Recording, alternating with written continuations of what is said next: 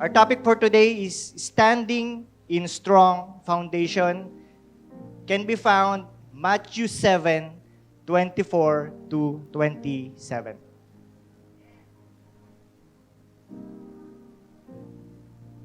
Okay. So, it says here in Matthew 7, verse 24 to 27, NIV, the wise and the foolish builders. Verse 24, therefore, everyone who hears these words of mine and puts them into practice is like a wise man who built his house on the rock. Verse 25, the rain came down, the streams rose, and the winds blew against and beat against that house, yet it did not fall, because it had its foundation on the rock. Verse 26, but everyone who hears these words of mine and does not put them into practice is like a foolish man who builds his house on sand. Verse 27, last verse, the rain came down, the streams rose, and the winds blew and beat against that house, and it fell with a great crash. Let us pray. Father God in heaven, Lord, we thank you, Lord God, for this wonderful opportunity. We thank you for your divine protection, divine providence, divine provision, being here with you today. Lord, we thank you for the wonderful praises and worship. We thank you, Lord God, because we are here today, alive, and will be hearing your word. Lord, please continue to supply us your wisdom, your knowledge, your understanding. Increase our faith, Lord God. And may this word become a seed in our hearts, Lord God, so that it will grow in our hearts. And this truth embrace us, Lord God, so we can become better Christians as we walk with you on our spiritual journey, one step at a time, each day at a time. May we continue to complete and fulfill your purpose on us today as we learn, understand, and apply your word today. Yours is the glory, yours is the honor. This we pray through Christ our Lord. Amen. Please, let's be seated. Okay. So let's start church. I will start in a question. Where do we stand? Where do we stand? This might be a simple question, but it implies a deeper meaning. Church, where we stand plays an important role in our lives. Kung saan ka nakatayo, importante yun. Right? Because where you stand, whether in yourself, in your family, in your relationships, in your workplace, in the church, or in the community, it is important for us to stand in solid ground. It is important for us to stand in solid foundation. Okay? Who among you have been to downtown Toronto? Many of us, right? Okay? What did you observe being there? Ano pong nakita niyo doon?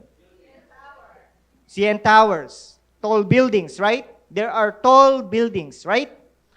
Have you ever wondered how these buildings stand?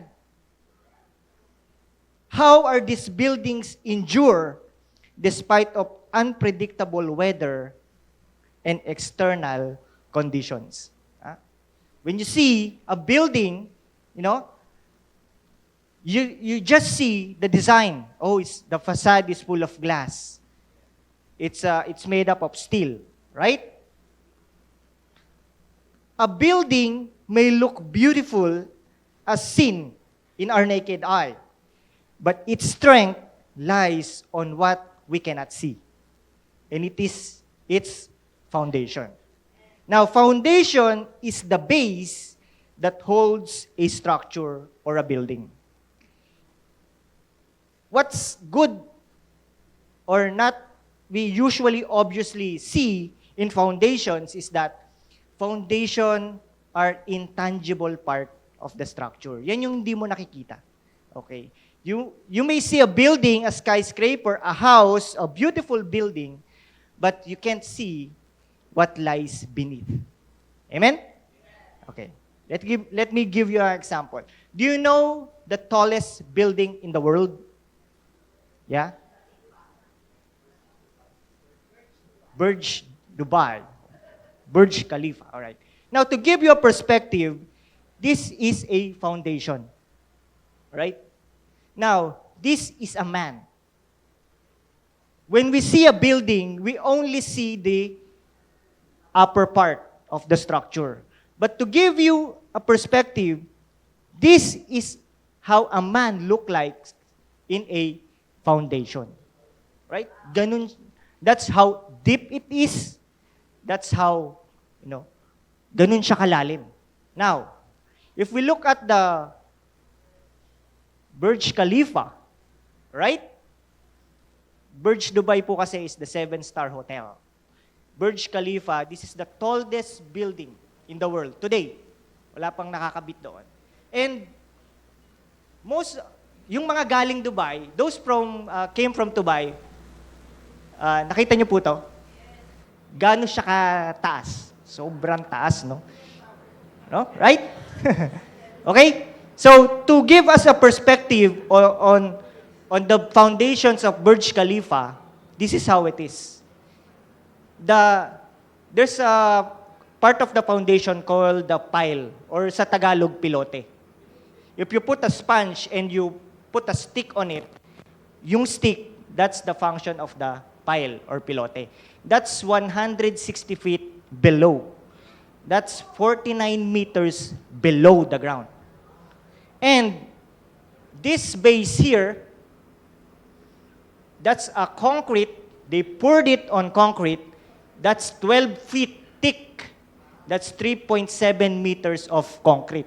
If you're gonna just imagine, itong buong hall, sanctuary hall, poured by concrete. That's how thick it is to hold the structure. And the structure stands 915 meters or 3,000 feet. Yun po yung part na nakikita natin. And if you compare that foundation, that pile part or yung pilote part, that's actually as high as the Statue of Liberty. That's how foundation it is.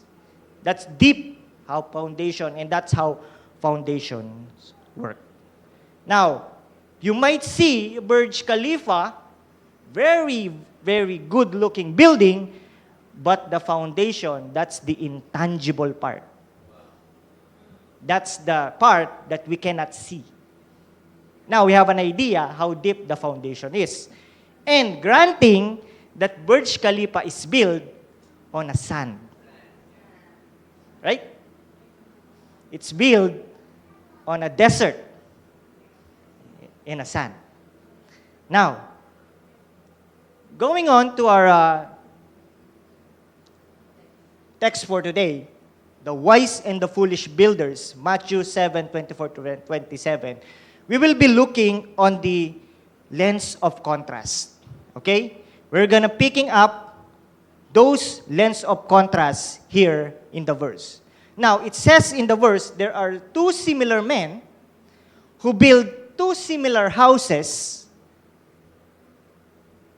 with two similar circumstances, but with two different results.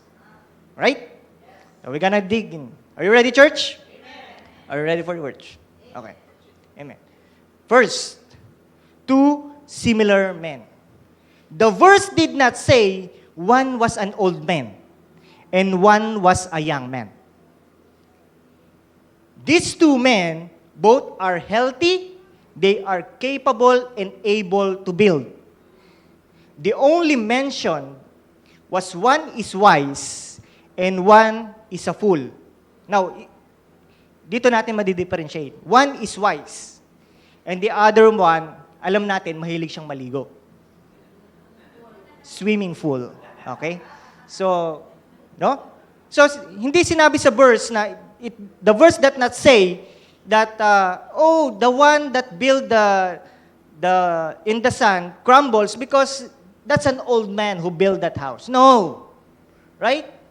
It's not about the age. Now, it's not about also the social status of the two men.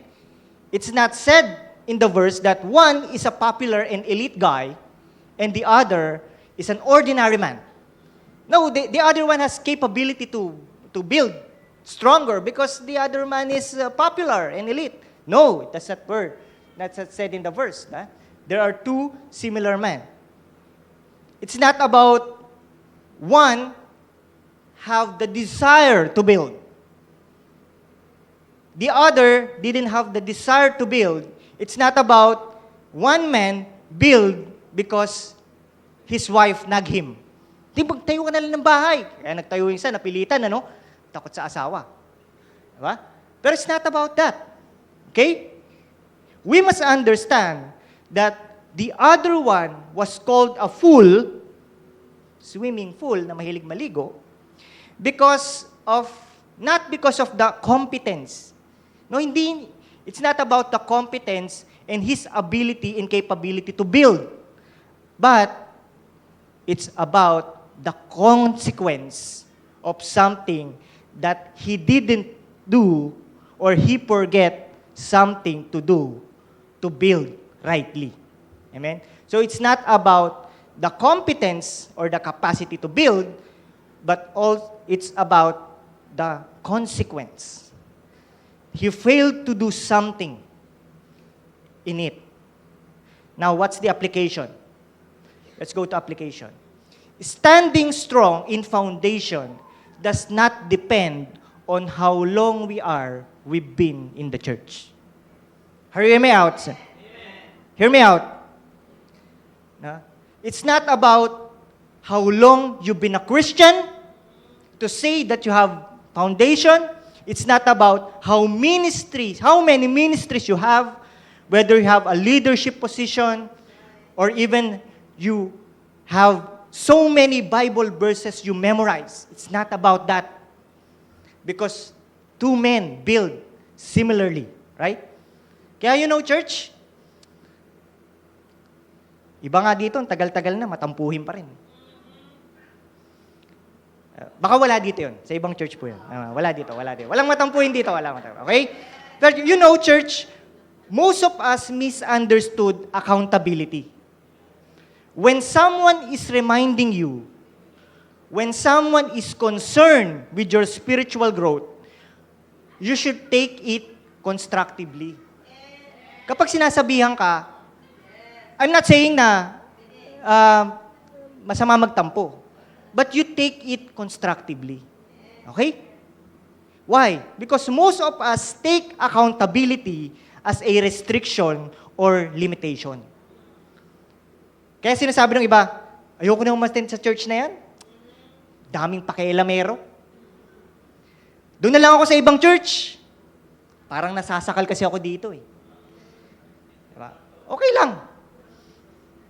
Wala namang pumipigil sa'yo kung gusto mo sa iba, pero don't expect na baka mas masakal ka doon.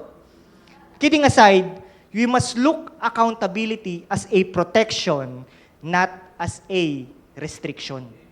Amen?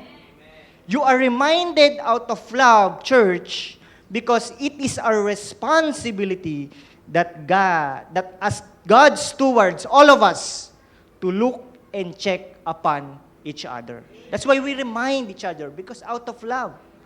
Amen? That's our purpose. We make sure that we are walking together and not be swayed by the world. Pasalamat kami nagsasabi sa'yo. Kaya kapag nire-remind ka, huwag kang magagalit. Tignan mo yung katabi mo. Mukha bang galit? Sabi mo, peace tayo. Peace be with you, with a smile. Okay? So, two similar men, foundation does not depend on how long you've been in the church. Next, two similar houses. It's not a story of two different resources. Right? They have the similar resources. They build house similarly. Meaning to say, church, they have the means to build. They have budget. May pera sila. They have the money, kickbacks from flood control. Kaya nakapagpatayo sila ng bahay. They have savings. And the verse did not say one is poor so that the other one have no money and the other has lots of money. They have the means to build. Amen? And similarly, they both have plans. Merong drawing. Kaya nga nakapagpatayo ng bahay. They hire an architect, an engineer, professionals, all complete plans with sign and seal by building permit pa. The only problem is that the other one did not conduct soil testing. You know, see, when you build, the first phase of building is that you hire a geodetic engineer to test the soil. Right? Because that will determine how the professional will design the foundation. If you do not conduct or hire a geodetic engineer and conduct a soil testing, then there's a problem. Baka yung isa, but we'll never know, di ba? Baka naman nag-hire siya. Because there are lots of classification of soil. Sometimes po kasi, when you dig, the topsoil is hard. But as you dig deeper, it gets muddy. It gets sandy. Alright?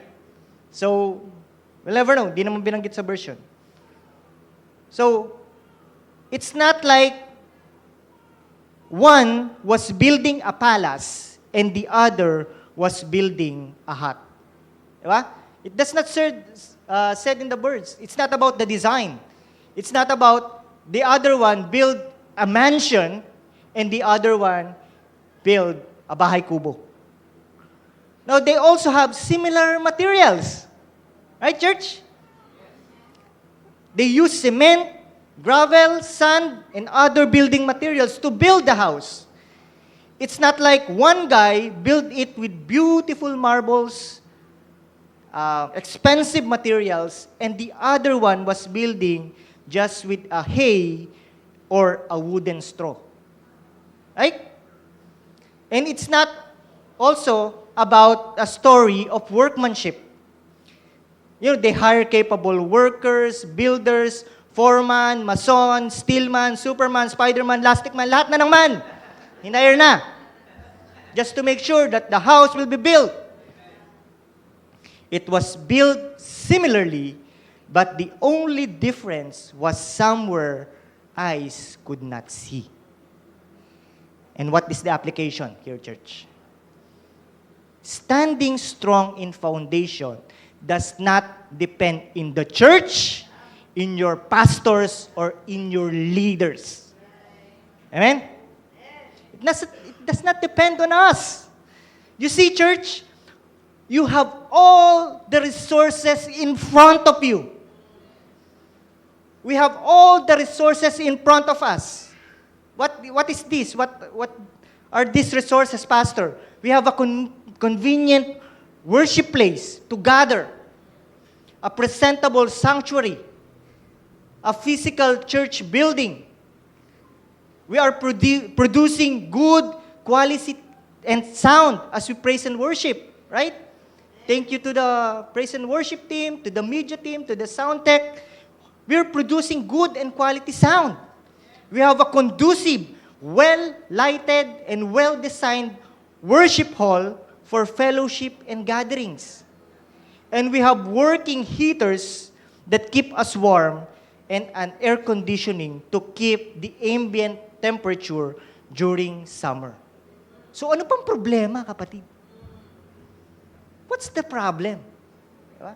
What went wrong? You have all the resources in front of you. Right?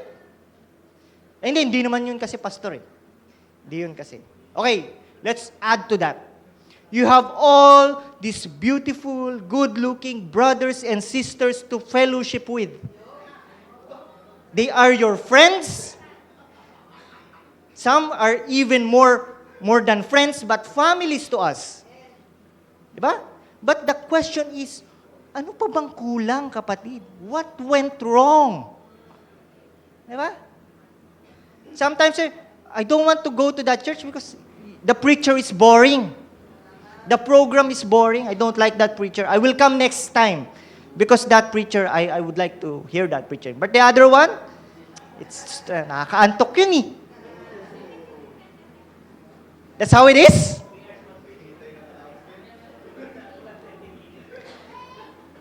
More so, we also have plenty of ministries that you can try and get involved in.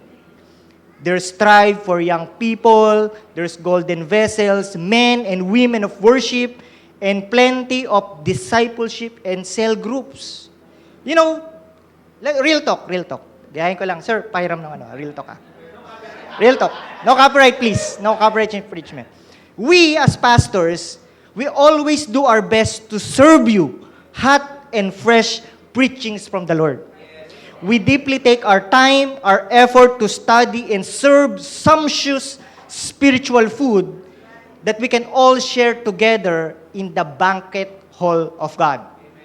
Because every church fellowship is like a feast.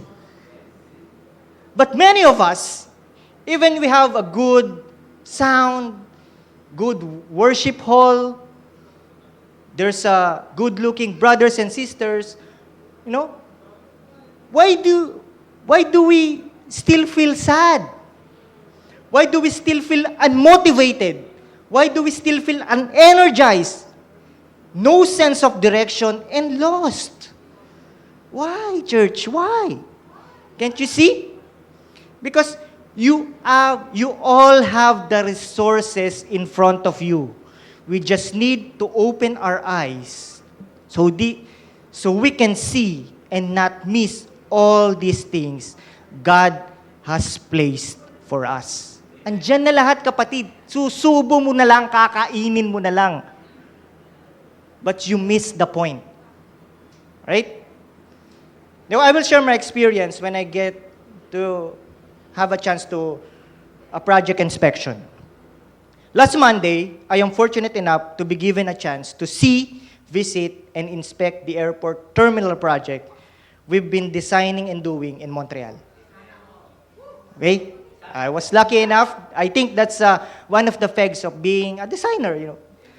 It was just a day trip. Isang araw lang po. I left home quite early than usual, 5:30 a.m., got to the airport 6 a.m., fly to Montreal 7:55 a.m., and arrived at 9 a.m. You know, because the airport terminal is in another city, because we arrive in Montreal, it's a 45 minutes drive. So we got there most likely 10 a.m. You know, church, if I may share, it was my first time seeing the project that we've been doing, drawing, and designing in 3 years. So that's my first time in 3 years, right? It was a good and memorable experience to get to see your drawings came to life. Ibang experience yun, no? And I was able to touch the finishes, see the actual terminal building. To mention, again, this is my first time to see the project in 3 years of working on it. And before that, I only see progress photos and reports, which contains deficiencies, flaws, areas that is still in progress in the terminal building. And the photos of needs to be done. But you know what? Ask me what? When I finally saw the terminal building in actual, I was able to touch the finishes and experience being inside of the terminal building. I finally appreciate the beauty of user experience. What's the point here? Because before, I only see photos of what needs to be done. I think I have bias. I think that the building is ugly. I think that the building is poorly designed and the contractor works badly. I get biased because I have no comparison.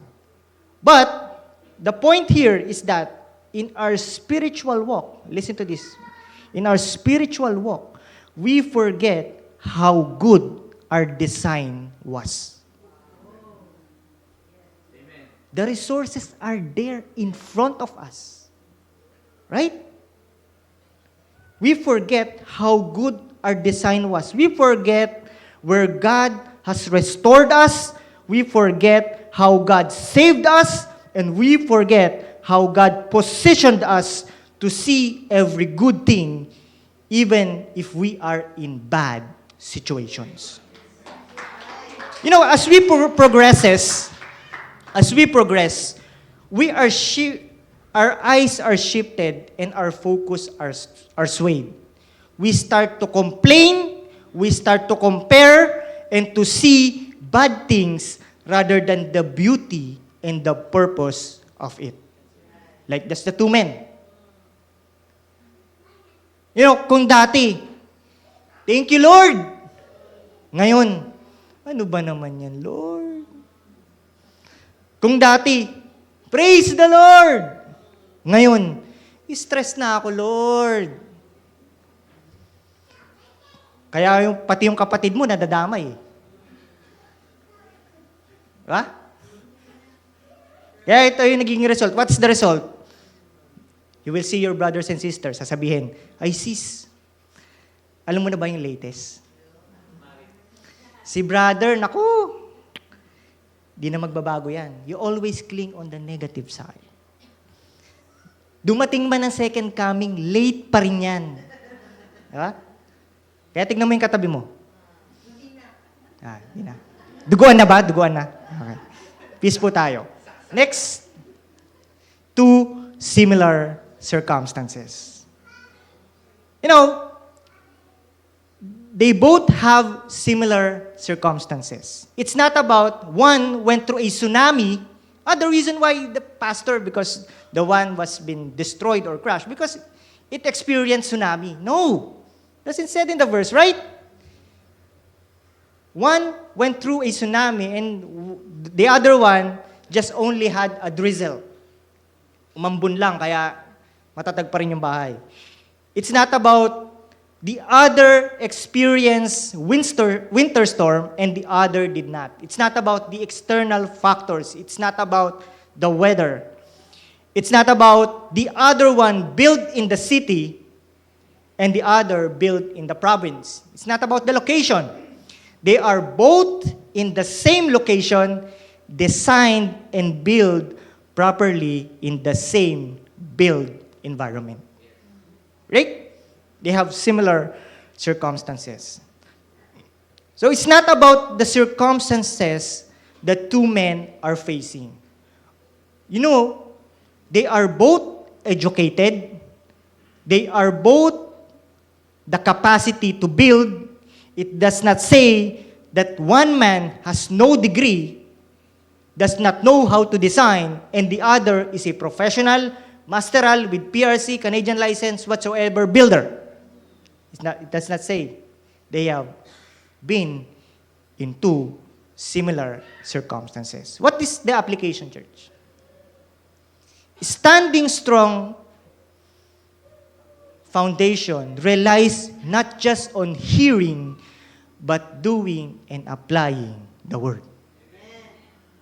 Kahit po kami, di ligtas dyan. You may see us here talking, but if we are not applying the word, then we are also one of the wise or foolish builder. Amen? Now, church, ask yourself this key question. What went wrong? Ano nangyari? Why these two similar men that builds two similar houses have two totally different results?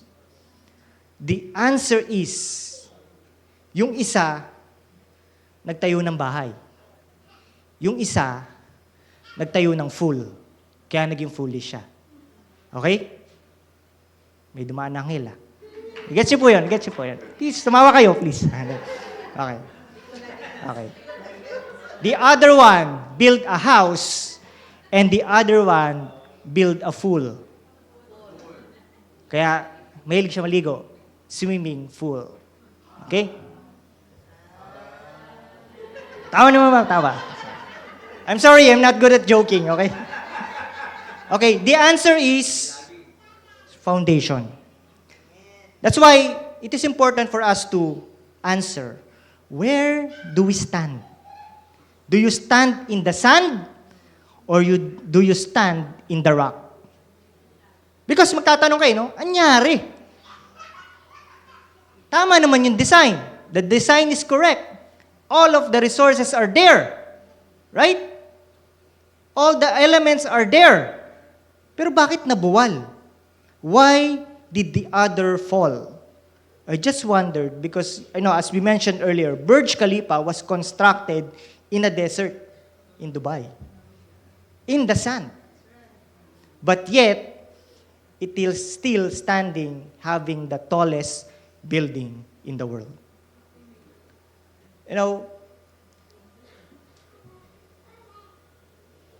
The answer is,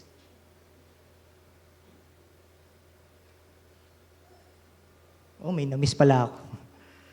Two different results. The Bible says there were totally different results, right? Two similar men, two similar circumstances, built with two similar houses, designed, but the difference is the result. One stood tall and the other fell. Again,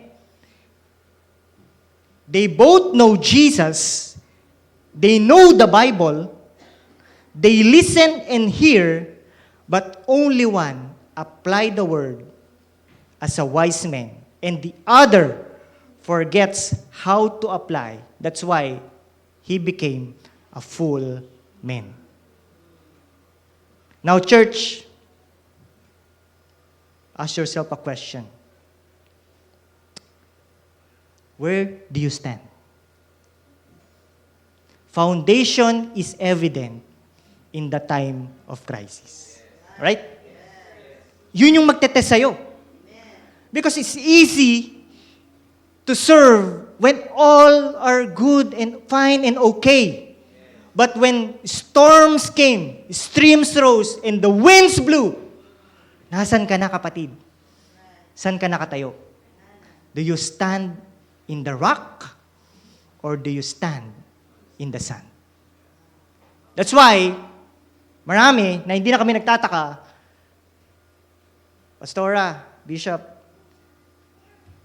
may pinagdadaanan kasi ako eh. May pinagdadaanan ako. Foundation is evident in the time of crisis.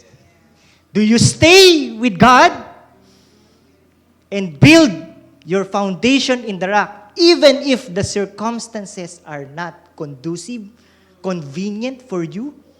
Or you're gonna get swayed because you are standing in the sun. You choose, right? It's not, remember, it's not about the church. It's not about the pastors. It's not about the leaders. All the resources are here. But the question is, saan ka ba nakatayo, kapatid? Right? That's why foundation plays a very important part in our spiritual journey. If we tend to forget that our foundation is Jesus, we will soon crumble. To be honest, church, let me be honest. Weak foundation cannot easily be seen.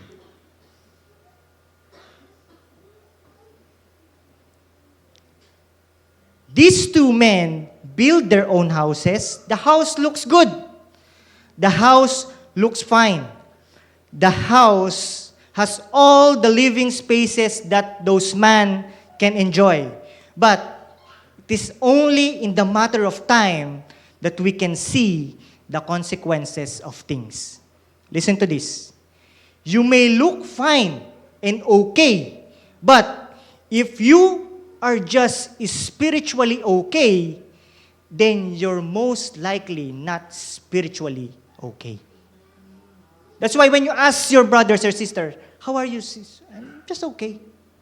You're in trouble.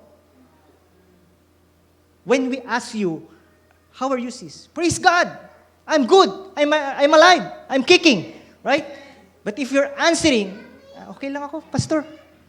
Then maybe, most likely, most probably, you're not spiritually okay. Why? Because we cannot see the foundation. It is intangible. The truth is that a building may look okay. You may look okay. Standing and look strong. But when the foundation is weakened, it will suddenly collapse. You know, when you look at the building, it will go slowly. When you look at the building, for example, like a reinforced concrete design building, yung buhos, it will not crumble and collapse suddenly. There's an evidence that it will gonna crumble in time. It will go slowly because the structural elements will still try to hold and support its weight in every possible way after it reach its maximum capacity and breaking point. Diba? Kaya habang may nagpapaalala sa'yo, makinig ka na. Pay attention. Right? Habang may nag-i-invite sa'yo, pumunta ka na, kapatid. Do not let your spiritual life collapse. Why? Because its first evidence, you will see cracks on posts, on beams, on structural elements because no one paid attention in the foundation. And what's the result of this, Pastor? The first evidence of spiritual collapse is negligence. Ginagawa mo yan dati. Ba't di mo na ginagawa ngayon, kapatid? Nagpe-pray ka dati. Paunti-unti, nawawala, hanggat di ka na nagpe-pray. Umating ka ng church. Dati. Ngayon, kung kailan mo na lang gusto, hanggat di ka na nakaka-attend ng church. The first evidence of spiritual collapse is negligence. Nagpabaya ka, kapatid. Yan ang totoo. Sorry kung masakit. Nagpabaya ka.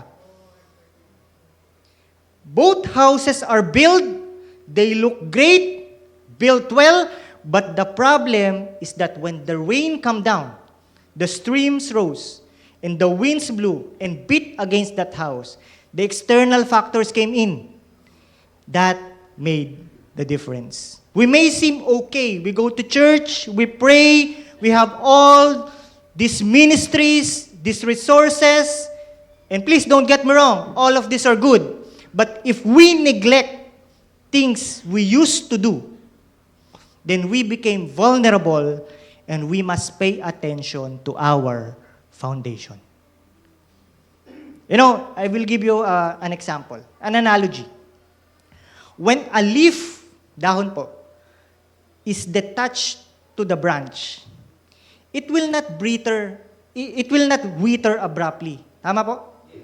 Hindi yan kagad malalanta. It will take time. The leaf may look fine. It has the same color. It has the same shape. Even after it is detached from the tree. But, as the days pass, it cannot absorb nutrients anymore, and its color fades. It will crumple and die. That is how our spiritual life will become if we are not standing in strong foundation. Hindi mo mamamalayan yan, kapatid, until such time you are faced in the consequences. That's why me, as a pastor, Sir JR, all of us here, leaders and pastors, me being one of pastoring the young people, including all the pastors and leaders here, we can only do so much, kapatid.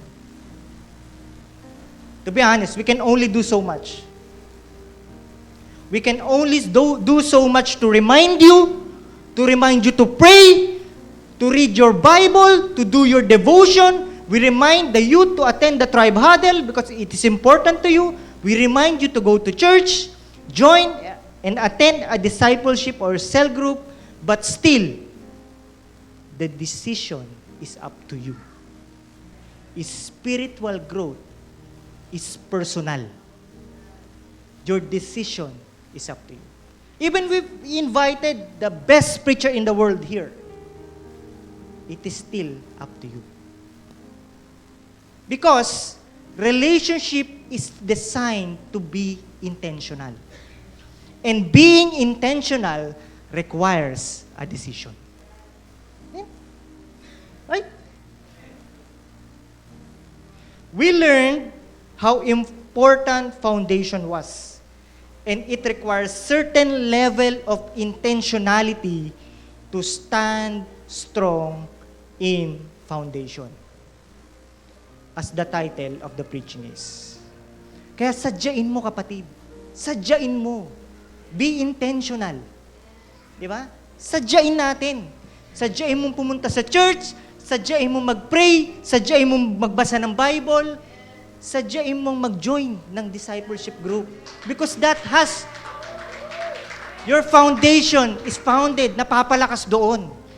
Diba? You want to be a good son or daughter? Be intentional. You want to be a good wife or husband? Be intentional. You want to be a good brother or a sister? Be intentional. You want to be good parents? Be intentional. Devote your time to your kids. Right?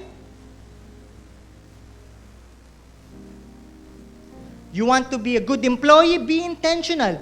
You want to be a good leader? Be intentional. Be available. Be consistent. You want to be a good disciple? Be intentional. Have that thirst to know God. Right? And if you want to be a good follower of Christ, be intentional. Sadyain mo, kapatid. Sadyain mo. Sinasadya yan. You know why? You ask me why. Bakit kailangan natin maging intentional? Kasi si Jesus, sinadya tayo eh. Amen?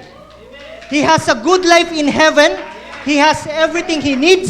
In fact, He is very okay being God. But He chose to go down. He intentionally born on a virgin birth. He intentionally reached us and served us. He intentionally healed us and preached for us. He redeemed us intentionally and saved us intentionally. You know the worst part? Ask me why. The worst part is He even intentionally sacrificed Himself and experienced that unimaginable pain and death just to pay for your sins. That's why sadyain mo, kapatid. Be intentional to know God. Sinasadya yan, kapatid. Right? Kaya bakit tayo? Why us? We can't be intentional. Sinadya ni Jesus na pumunta dito. Pero bakit tayo? We don't care at all. We're not being intentional. Right? Sadyain mo, kapatid, kasi si Jesus sinadya niya. Let's be intentional, church, because Christ did it intentionally. You know, I will try something new. Okay. Forgive me for this if hindi ko po ma-pull through to. You know, I am not a worship leader as my brother is. But if Jesus wants to offer one song, just one song, for us right now, pagpasensyahan niyo na po yung boses ko. Forgive me for my voice. Total, malapit na din naman ng Hearts Day. Let me say this to you through a song. Request ko lang dun sa media, pwedeng pakitaas yung reverb para may effects ng konti.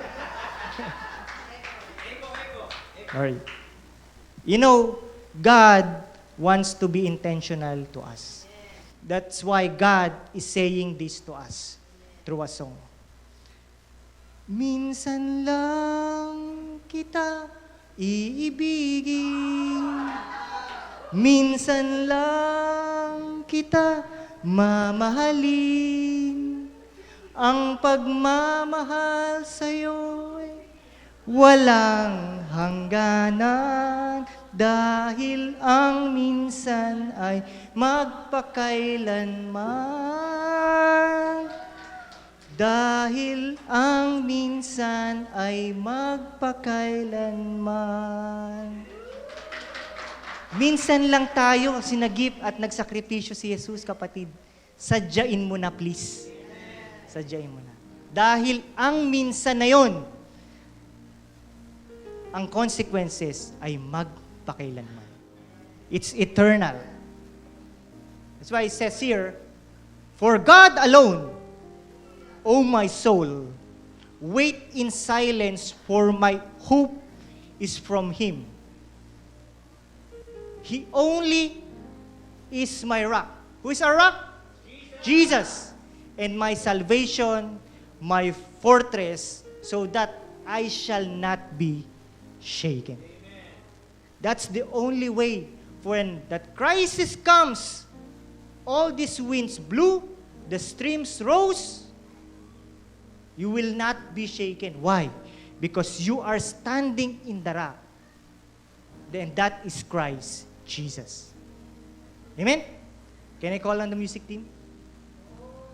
Right? You know, church, I don't know what's your status or what's in your mind today. But this message from God reminds you that let's remember where to stand. Okay. If you know where to stand, then you will not crumble, and you will not be shaken.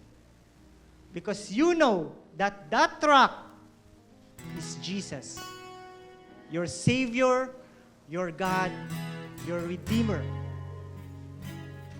Amen?